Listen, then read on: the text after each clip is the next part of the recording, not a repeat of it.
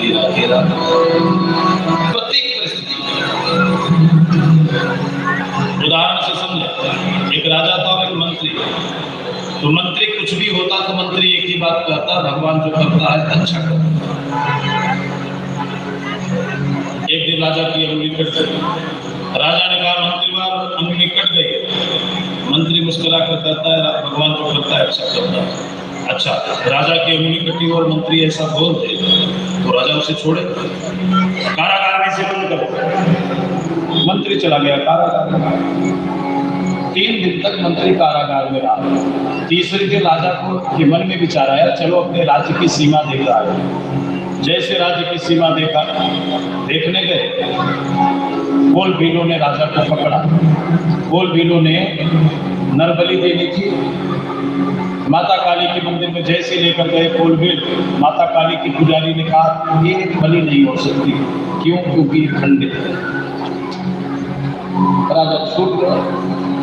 राजा के मन में विचार आया, मंत्री सच करता है,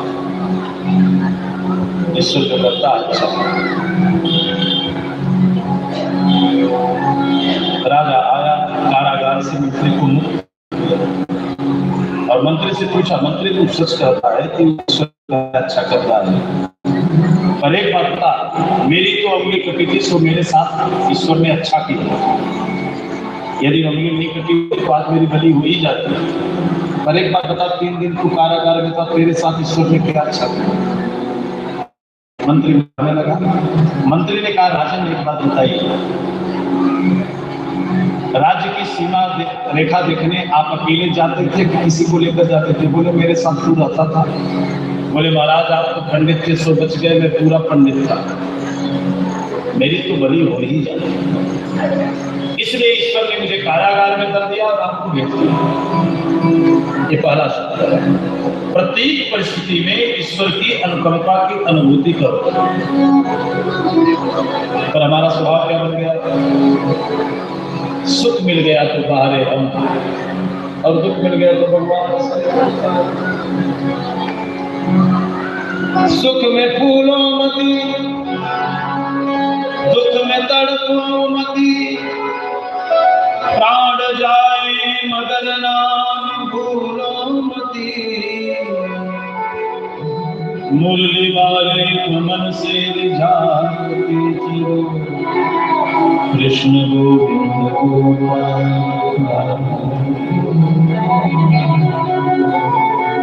याद आएगी उनको कभी ना कभी, कृष्ण दर्शन तो देंगे कभी ना कभी, ऐसा विश्वास मन में जगाते चलो, कृष्ण गोविंद गोपाल।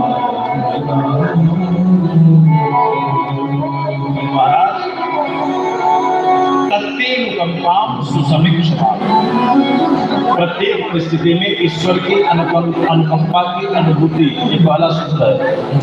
दूसरा सूत्र है भुंजान एवात कृतम विपाक, इसका अर्थ है क्रियमाण कर्म ही फलीभूत होता है, जो बोएगा वही खाएगा। कभी दुख भी मिल जाए तो समझना मेरे कर्मों का फल है, और जब दुख मिलता है कर्मों का फल मिलता है तो फिर ये भी समझ लेना, एक सूत्र को धारण करना, दुखे सतिम पापम क्षीयन्ते, दुख मिला है तो पाप कट रहा है, तो कभी दुखी नहीं है।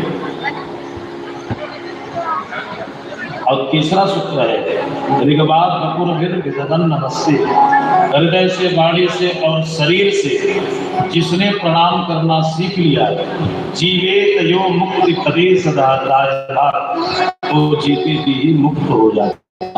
ऐसे ब्रह्मा जी ने सुंदर स्तुति गाई और भगवान पर कोई प्रभाव नहीं पड़ा। अंत में ब्रह्मा जी ने सराहना करी, प्रशंसा करी, ब्रजवासी में ब्रह्मा जी ने क्या कहा? अहो